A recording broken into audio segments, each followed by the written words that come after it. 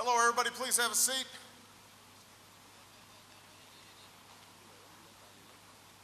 Kumusta kayo?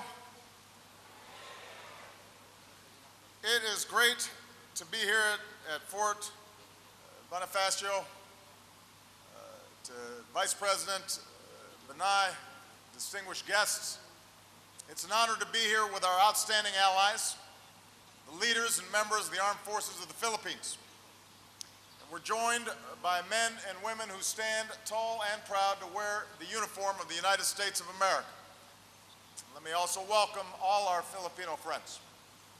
Now, I'm not going to give a long speech because it's hot and people are in uniform. I hope you don't mind me not wearing my jacket. I also want to make sure that I have some time to shake some hands. But I'm here in the Philippines to reaffirm the enduring alliance between our two countries. I thank President Aquino for his partnership and the deeper ties that we forged yesterday. I'm especially proud to be here as we remember one of the defining moments of our shared history, the 70th anniversary of the Battle of Leyte.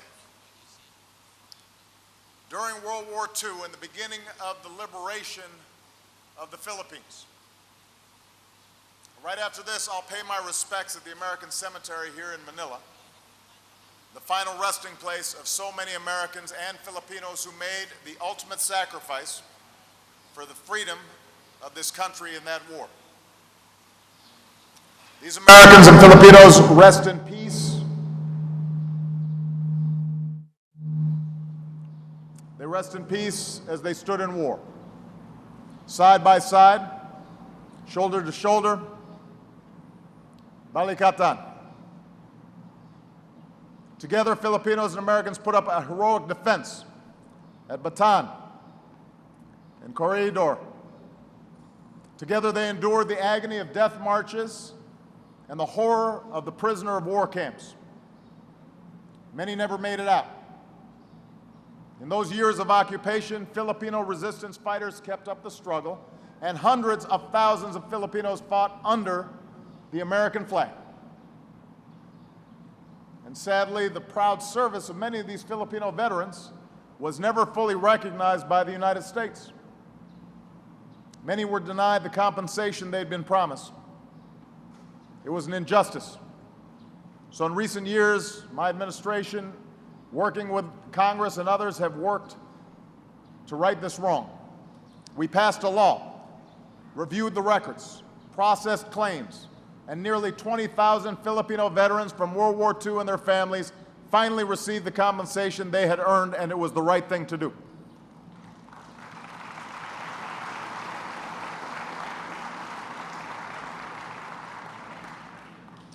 What's been written about Bataan could be said of their entire generation. The loss of life was grievous, and hardly a Filipino family was untouched by the tragedy.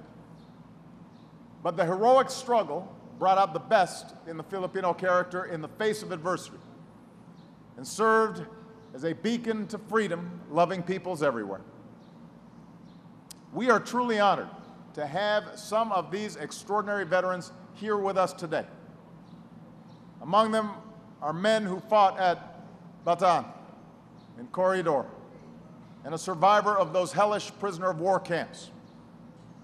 Some fought in the resistance, including Nurse Carolina Garcia Delfin.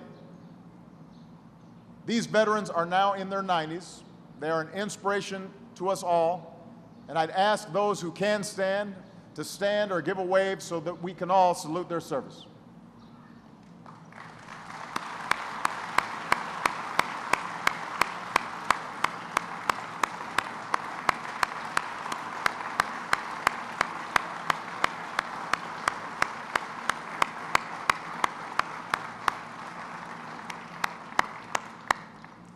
The spirit of these veterans, their strength, their solidarity, I see it in you as well. When you train and exercise together to stay ready for the future, when our special forces, some of you here today, advise and assist our Filipino partners in their fight against terrorism, and when you respond to crisis together as you did after Yolanda. Along with your civilian partners, you rushed into the disaster zone, pulled people from the rubble, delivered food and medicine. You showed what friends can do when we take care of each other. These are the kinds of missions we face today. Yesterday, President Aquino and I agreed to begin a new chapter in our alliance, and under our new agreement, American forces can begin rotating through Filipino airfields and ports. We'll train and exercise together more to bring our militaries even closer and to support your efforts to strengthen your armed forces. We'll improve our ability to respond even faster to disasters like Yolanda. And today, I thank the people of the Philippines for welcoming our service members as your friends and partners. Deepening our alliance is part of our broader vision for the Asia-Pacific. We believe that nations and peoples have the right to live in security and peace, and to have their sovereignty and territorial integrity respected. We believe that international law must be upheld, that freedom of navigation must be preserved, and commerce must not be impeded. We believe that disputes must be resolved peacefully and not by intimidation or force. That's what our nations stand for. That's the future we're working for. And that's why your service is so important. Let me be absolutely clear. For more than 60 years, the United States and the Philippines have been bound by a mutual defense treaty. And this treaty means our two nations pledge, and I'm quoting, our common determination to defend themselves against external armed attacks so that no potential aggressor could be under the illusion that either of them stands alone. In other words, our commitment to defend the Philippines is ironclad. And the United States will keep that commitment, because allies never stand alone.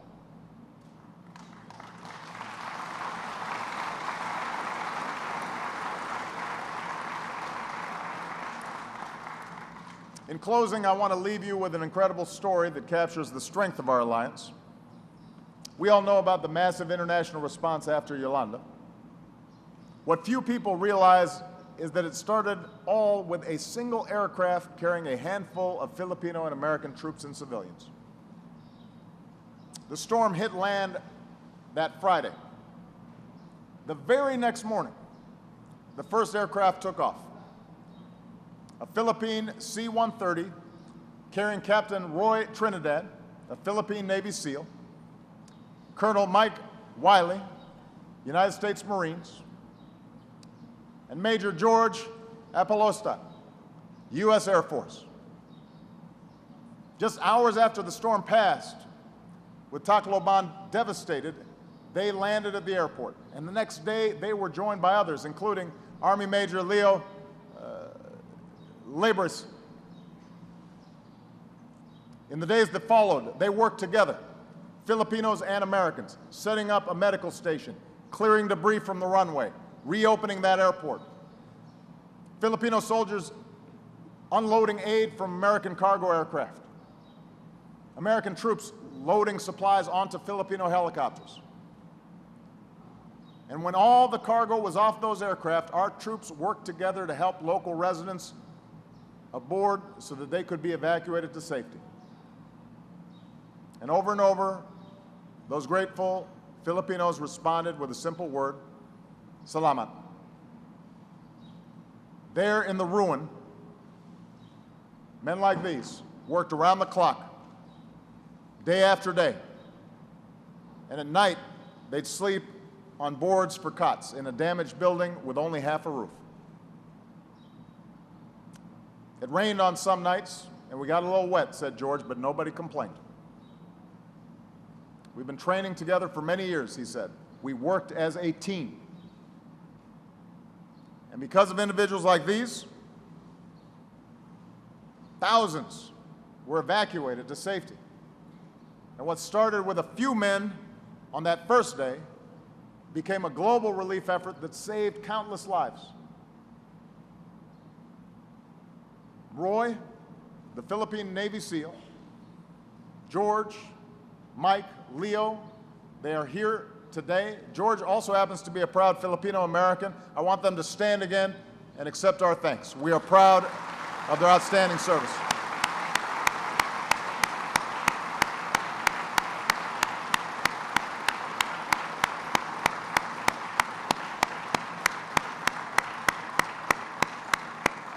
Thank you.